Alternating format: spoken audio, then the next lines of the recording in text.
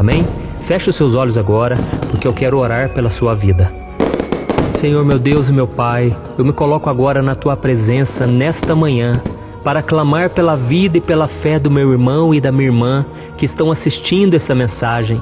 Oh meu Pai, que esse dia que está começando seja cheio das bênçãos e da alegria na vida dessa pessoa, porque a Tua palavra diz que o reino de Deus é paz, é alegria, é gozo no Espírito Santo. E que ela possa, ó Deus, em todo momento, seja na alegria ou nas lutas, sentir a Tua presença e ter a certeza de que ela não está sozinha, ó Deus. Muitas vezes, Senhor, os problemas, eles tentam abalar a nossa fé. Muitas vezes o pecado, as trevas, tentam sufocar a nossa alegria, a nossa fé. E por isso que eu venho pedir em favor dos meus irmãos. Senhor, tenha misericórdia de nós. Muitas vezes nós nos acomodamos, nós não queremos enfrentar o problema de frente. Mas o Senhor nesta manhã está nos chamando para vestirmos a nossa armadura, para resistirmos ao dia mau, para resistirmos ao poder das trevas, através do nome e do sangue de Jesus. Senhor, nos perdoe, porque muitas vezes nós temos fugido dos problemas, dos desafios que o Senhor coloca no nosso caminho. Quantas vezes somos tímidos, temos vergonha de falar do Teu amor, quantas vezes temos medo do que as pessoas vão pensar. Oh meu Pai, tem misericórdia de nós. Muitas vezes nós não fazemos simplesmente por preguiça, porque não queremos sair da zona de conforto, sendo que a Tua palavra diz que a bênção do Senhor é sobre todos aqueles que seguem a Jesus. Então, meu Pai, eu creio, existe uma bênção preparada para nós, mas nós precisamos, em primeiro lugar, atender ao Teu chamado, sermos obedientes. Por isso, meu Pai, ilumine a mente dessa pessoa nesse dia, para que ela tenha a sabedoria e o discernimento necessário para ela identificar e resolver tudo aquilo que for colocado diante dela. Não deixe, ó Deus, que nós façamos como Jonas e que a gente fuja e sofra as consequências para só depois te obedecer.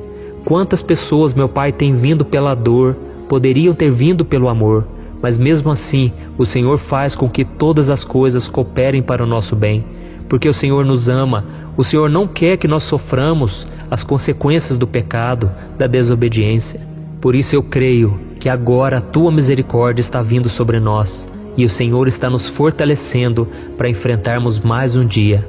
Oh Deus, eu Te louvo, eu Te agradeço, porque o Senhor é o socorro bem presente na hora da angústia. O Senhor é quem nos reveste de força e nos faz saltar muralhas, como diz a Tua palavra. Oh Deus, obrigado pelo Teu cuidado, porque o Senhor é aquele que nos guia com segurança no deserto. O Senhor não deixará que nós fiquemos prostrados. Por isso eu intercedo, ó Deus, por essa pessoa que está de cama, essa pessoa que está com depressão, essa pessoa que tem sofrido as dores deste mundo, as aflições deste mundo. Jesus, coloca bom ânimo, coloca, Senhor, um renovo sobre a nossa vida. Essa pessoa, meu Pai, que está sem condição financeira, está brigando no casamento, na família, ou essa pessoa, meu Pai, que está desempregada, essa pessoa que não tem o que fazer da vida a não ser Te buscar. A única força que ela tem é para orar e para clamar ao Senhor. Por isso atende, meu Pai, essa pessoa, assim como o Senhor mudou a minha vida um dia, no qual eu clamava, tem misericórdia de mim. Eu estava, meu Pai, no fundo do poço, mas a Tua palavra me levantou. O Teu Espírito Santo me encorajou e hoje eu estou aqui, meu Pai, profetizando a vitória, a cura, a transformação na vida desses irmãos. Eu profetizo que o poder do Senhor vai levantar essa pessoa da cama, o poder do Senhor vai tirar essa pessoa da depressão, da angústia, do medo. Oh Senhor, em nome de Jesus, traga cura, traga, Senhor, um vigor novo, porque a Tua palavra diz que aqueles que esperam no Senhor renovarão as suas forças e eles subirão com asas como águias. Em nome de Jesus, meu Pai, eu profetizo que essa pessoa vai sentir um renovo, ela vai sentir um ânimo para trabalhar, para fazer o que tem que ser feito, para cumprir a vontade do Senhor. Em nome de Jesus é que eu oro e já Te agradeço. Amém. Glória a Deus. Me responda uma coisa, você é daquelas pessoas que vivem deixando tudo para depois e que sempre dá uma desculpa, um jeito de fugir daquele desafio que surge na sua vida? Se a sua resposta foi sim, eu preciso te dizer uma coisa, Infelizmente, os seus problemas não vão se resolver como se fosse num passe de mágica, só porque você não quis lidar com eles. Na verdade, eles vão se multiplicar se você continuar agindo de forma irresponsável. E não importa o quanto você corra dos seus problemas, o quanto você tente fingir que eles não existem, você não vai escapar deles enquanto você não resolvê-los, tá certo? E por isso eu quero refletir com você nessa manhã sobre a história de um homem chamado Jonas. Eu acredito que todo mundo já conhece a história dele, mas eu vou relembrar aqui para você e nós vamos ver o que aconteceu na vida dele. A Bíblia diz que Deus um dia ordenou que Jonas ele fosse até uma cidade chamada Nínive e que ele pregasse o arrependimento àquele povo. Caso contrário, aquelas pessoas elas sofreriam o castigo de Deus, porque era um povo muito mau, um povo que não queria saber de obedecer a Deus e eles faziam muitas atrocidades. E sabe o que aconteceu? Jonas ele fugiu do chamado de Deus. Ele não atendeu aquele chamado. Pelo contrário, ele pegou uma embarcação e ele fugiu para outro lugar que era no sentido oposto. E Jonas acreditava que se ele se afastasse daquele problema, tudo iria ficar bem e ele poderia seguir com a sua vida tranquilamente. Quantas vezes, né, irmãos, a gente acha que se a gente fugir do problema, nós vamos conseguir encontrar paz, tranquilidade, mas isso não é verdade. Mas não foi isso que aconteceu com Jonas, porque assim que ele entrou naquela embarcação para ir para um lugar bem distante, longe daquele desafio, Deus fez com que uma grande tempestade viesse naquele barco, e aqueles homens que controlavam o barco, eles tiraram a sorte para ver quem tinha feito aquilo, quem estava causando aquela tempestade. E acredite, a sorte caiu em Jonas, e Jonas estava dormindo embaixo na embarcação, e ele então foi acordado por aqueles homens estavam desesperados, porque com certeza aquele barco iria afundar.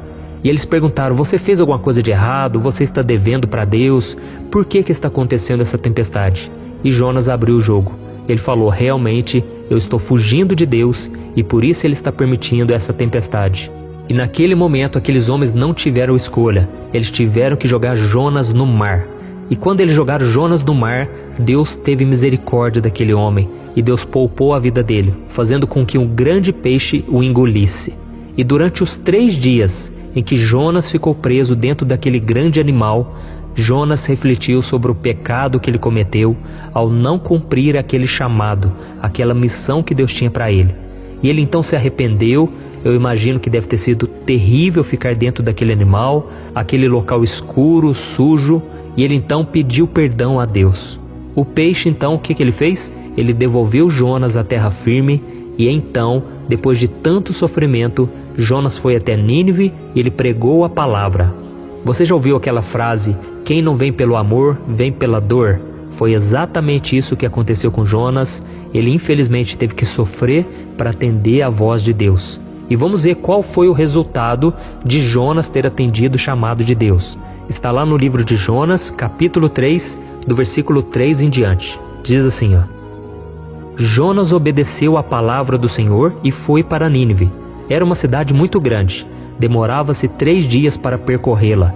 Jonas entrou na cidade e a percorreu durante 1 dia, proclamando, daqui a 40 dias Nínive será destruída. Os ninivitas creram em Deus, proclamaram jejum e todos eles, do maior ao menor, vestiram-se de pano de saco. Deus viu o que eles fizeram e como abandonaram seus maus caminhos. Então Deus se arrependeu e não os destruiu como tinha ameaçado. Olha isso, irmãos. Jonas ele entrou naquela cidade e a Bíblia diz que ele saiu correndo e anunciando. E o que demorava 3 dias para atravessar aquela cidade, Jonas atravessou em apenas 1 dia. E ele trazia uma mensagem dura, aquele tipo de mensagem que ninguém quer ouvir. E ele disse, olha, daqui 40 dias Nínive será destruída, arrependam-se dos seus pecados.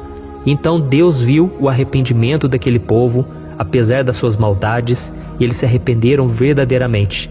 A Bíblia diz que o arrependimento deles foi tão grande, que eles mandaram até os animais jejuarem junto com eles.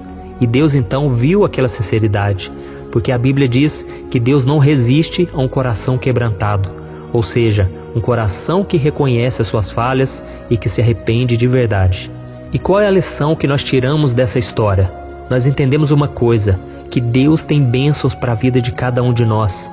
Deus tem poder, Deus tem amor, Deus tem cura, Deus tem milagres, Deus quer nos usar, Deus tem tantas bênçãos. Mas para isso, nós precisamos ter coragem de enfrentar os desafios que Deus vai colocar no nosso caminho. Deus tem muitos desafios para nós, irmãos. Sabe por quê?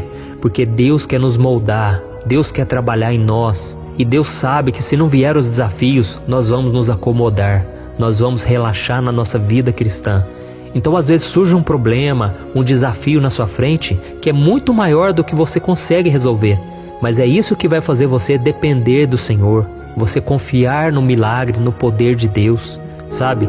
E Jonas precisou passar por tudo isso para ele entender que a obra é do Senhor, a obra não é dele. Ele não tinha que fazer nada, ele só tinha que abrir a boca e anunciar o que Deus tinha mandado. Sabe, muitas vezes a gente sofre porque nós queremos carregar o peso, o fardo de ter que salvar as pessoas. E ninguém salva as pessoas, ninguém converte ninguém. Quem convence do pecado é o Espírito Santo. O Espírito Santo é quem toca nas pessoas. O nosso papel é falar do Evangelho, o nosso papel é orar por elas, mas quem faz a obra é Deus. E nós vemos aqui que Jonas se tornou o maior evangelista que já existiu, porque todos se arrependeram com a mensagem dele. Glória a Deus. Então, meu irmão, Deus quer te usar também. E quem vai fazer essa obra, você não precisa preocupar, porque isso é do Senhor. Essa obra é de Deus. Amém?